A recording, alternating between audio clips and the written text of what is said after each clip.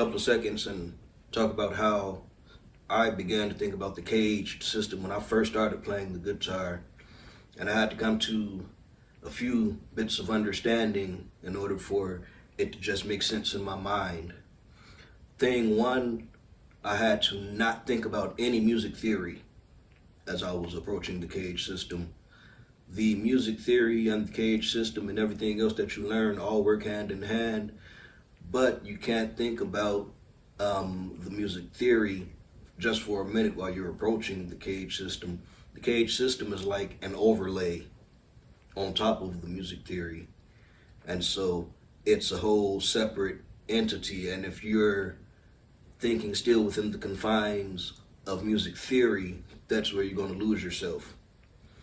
Next thing I had to do, that I started looking at the guitar as like a graph or a chart where you have 6 lines going this way, you have 22 or 24 going up and down, plus the 0, which is the nut. What made me automatically start seeing this was the first 5 chords that you normally learn. So you're probably going to learn a C chord, C major more than likely. You're probably going to learn an A minor. Probably going to learn a D minor. You may learn a D major 7 or a D7, but you're going to learn some D chord. You're going to learn a G chord, that open G pretty much. And you're going to learn that E, whether it's major or minor. So it doesn't matter if it was a major or minor or a 7 or whatever of those first 5 chords. Those first 5 chords pretty much, you learn those, and I think that a lot of teachers stop short of introducing you to this concept. On the guitar itself, the way that it is tuned and designed, there are 5 types of chords. You have C-type chords, you have A-type chords, you have G-type chords, you have E-type chords, and you have D-type chords. So those open chords, once you close them using bar chords or using other fingering positions, you move them across the fretboard. No matter what chord you're playing one of those types of chords. For example, if you play the G major this way as a bar chord, that's an E-type chord because it's taking the same shape of the open E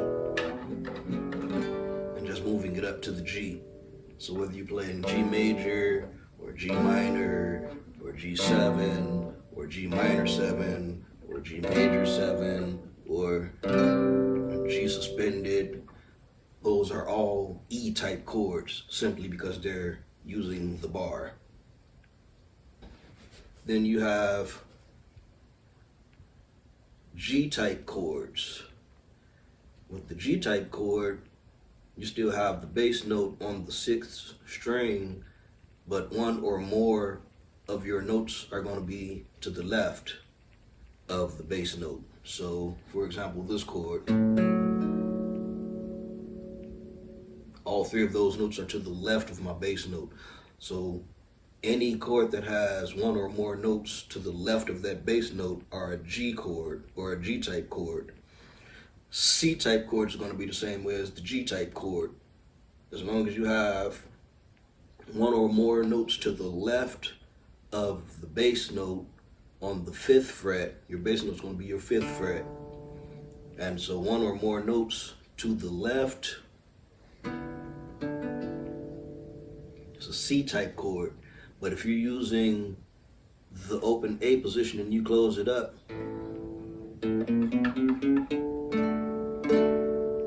then it's an A-type chord. So as long as you're barring, all of your chords are to the right of your bar or your bass note, it's an A-type chord.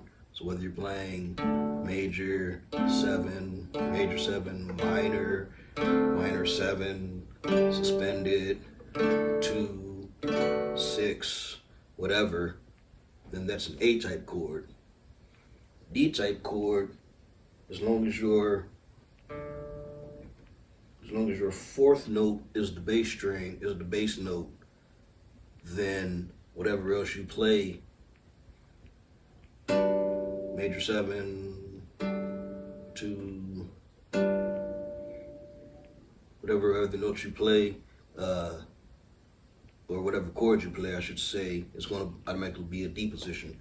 So to summarize that again, if your bass note is on the 5th string and your note, any note is to the left of that bass note, then it's a C-type chord. If all of the notes are on the right of it, it's an A-type. If your bass note is on the 6th string and any note is to the left of that bass note, it's a G-type chord. If all of the notes are to the right of it, it's an E-type chord.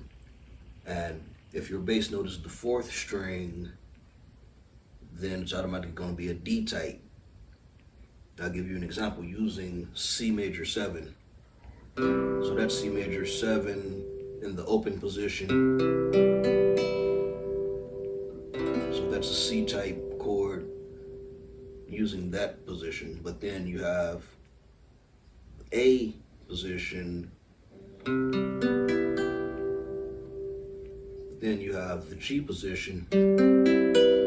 If you notice, it doesn't have a bass note on it, but I'm going to add the bass note. So now all of my notes are to the left of that. This is in the E position. This is in the D position. And if I had enough room up here, I could play it in the C position again. But that's how, the beginning of how the CAGED system combines and moves around the fretboard. In further advanced lessons, you would understand how the scales and all of that play into it as well. But that's kind of more of an advanced situation for understanding that part of it. But today I just wanted to show you an introduction to how I understand it, and I hope that this made sense for you all.